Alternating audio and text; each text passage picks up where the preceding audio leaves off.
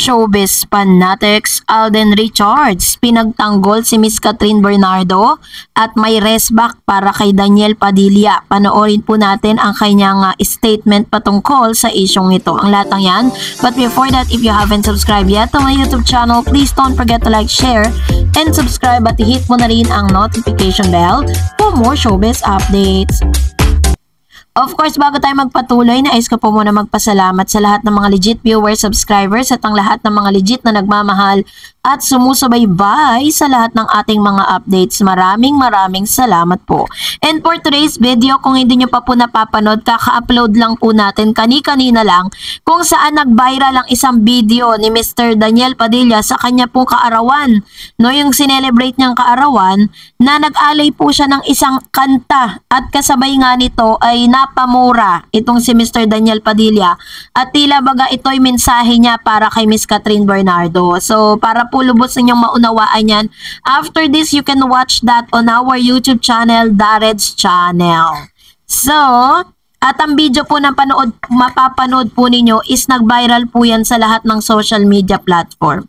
At ngayon pag-usapan natin ito dahil matapos nga po mag-viral yung mga videos ni Mr. Daniel Padilla sa kanyang kaarawan, ay samot-sari po ang naging reaksyon ng ilan sa mga netizen. Una po, sinasabi po ng ilan na ginagawa po ito ni Daniel Padilla para daw di umano magpapansin dito kay Miss Catherine Bernardo. Pero mas kapansin-pansin at kapuna-puna nga ang ilan sa mga videos din na inilabas ni Alden Richards patungkol sa kanyang payo sa mga lalaki na nahuhuli, no, na parang nagkakaroon ng cheating issue sa isang relasyon. So sinasabi tuloy ng ilang netizen na maaaring naikwento na o naibahagi na ni Miss Catherine Bernardo ang tunay na nangyari sa kanila ni Daniel Padilla.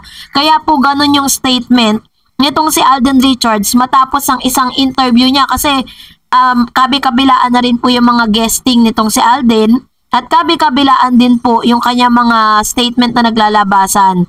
So dito po ay may binanggit po siya tungkol po sa isang issue na kinabibilangan ngayon ni Daniel Padilla at ni Miss Catherine Bernardo. Ganun po talaga kasi kapag po talagang related ka dito, i-incorporate ng ilang mga netizen na ito po'y patungkol kay Daniel. Panoorin natin ito. Kapag alam niyong may kasalanan kayo kasi halata.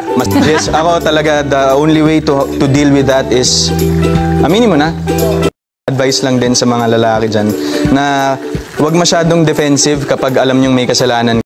Yan ang mensahe ni Mr. Alden Richards patungkol. Generally, sinabi niya naman po to. Hindi niya naman po talaga sinabi na para kay Daniel Padilla. Pero sinabi niya ito na kung sakali daw na darating sa punto na nahuli ka na talaga na gumawa ka ng hindi maganda, aminin mo na. So yun po yung sinabi ni Alden Richards na agad po na nag-viral at ang dami na po niyang mga post at ang dami pong mga shares sa social media. Na tila baga sinasabi ng ilang mga Katden fans na ito ay para kay Daniel Padilla na siyang nag-cheat.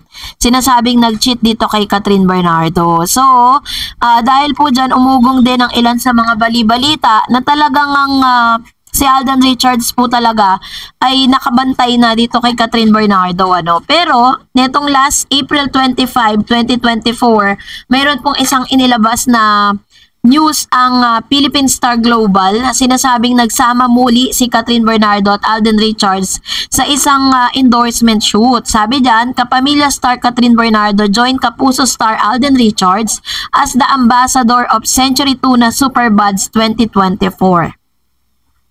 Flaunting her well-toned PC, Catherine is ecstatic to be part of the Century Tuna Super Buds campaign, which is a dream that has become a reality since her teenage year, according to the star. Sabi niya, I've always found the Century Tuna Super Buds to be inspiring, and being part of this campaign feel like a dream come true, sabi ni Catherine. It's an honor to become part of the Century Tuna Super Buds, and through this campaign, I hope that also become an inspiration for every Filipino to let them enjoy full, happy and healthy lives. Yan. So, pinakita po dito yung kanya pong pagiging very grateful po siya na napasama po siya dito. At of course, inaabangan din ng ilan na ilo-launch siya kasama ni Mr. Alden Richards. Kasi dati po si Bea Alonzo. And now, Alden Richards and Catherine Bernardo na ang pinagpa-partner dito po. Pero, yun nga, Katulad po ng ilan sa mga komento ng ilang mga netizen na sana nga raw di umano ay matanggap na rin ni Daniel Padilla na talagang ang gusto na po ng maraming tao ngayon ay si Catherine at si Alden. Lalo na't gagawa pa sila ng movie kasi confirm na yan, although nakita po natin si Direk Cathy Garcia Sampana sa mismong kaarawan ni Daniel, imbitado po siya doon. Na doon po siya sa mga video sa nagkalat, ganon. Sinasabi nga ng ilan na si Miss Cathy daw di umano ay makakatniel. Pero siguro naman may pinagsamahang maganda itong si Direk Cathy at si Daniel, kaya nandun po siya sa birthday, no? Let's give them the benefit of the doubt. And kasabay nga nito is parang nagkakaroon pa ng doubt yung ilan kung matutuloy pa ba yung kanilang movie.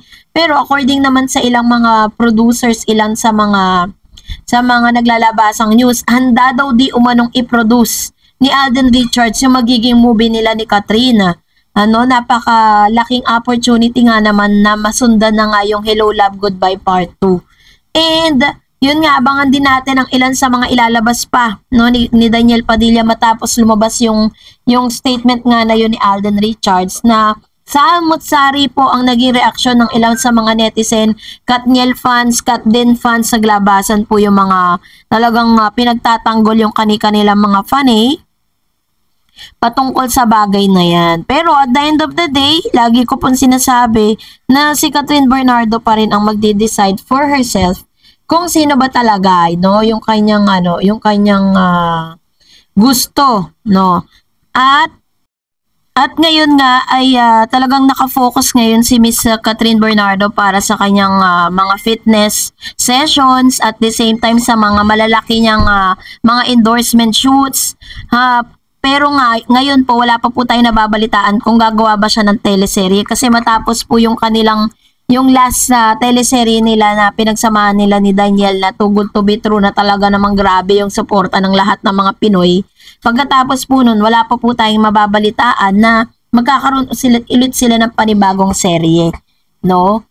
Pero sa ngayon, ay pinaghahandaan nga ni Miss Catherine ang ilan sa mga movie, no, na kasama niya po dito si Nadine, at isa pa yung movie nila ni Mr. Alden Richards. So, moving forward na talaga, at talagang medyo tama po yung sinasabi ng ilan na milya-milya na nga ang layo ni Catherine Bernardo at ni Daniel Padilla. At tanging tadhana lang talagang makapagsasabi kung magkakabalikan pa ba talaga sila in the future. Kasi parang wala na ako nakikitang any reason para po magkabalikan, pero syempre sila pa rin po talaga ang masusunod para dyan.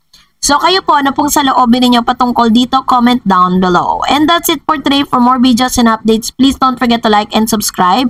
And please don't forget to follow my Facebook page, Dar Eds TV. God bless everyone!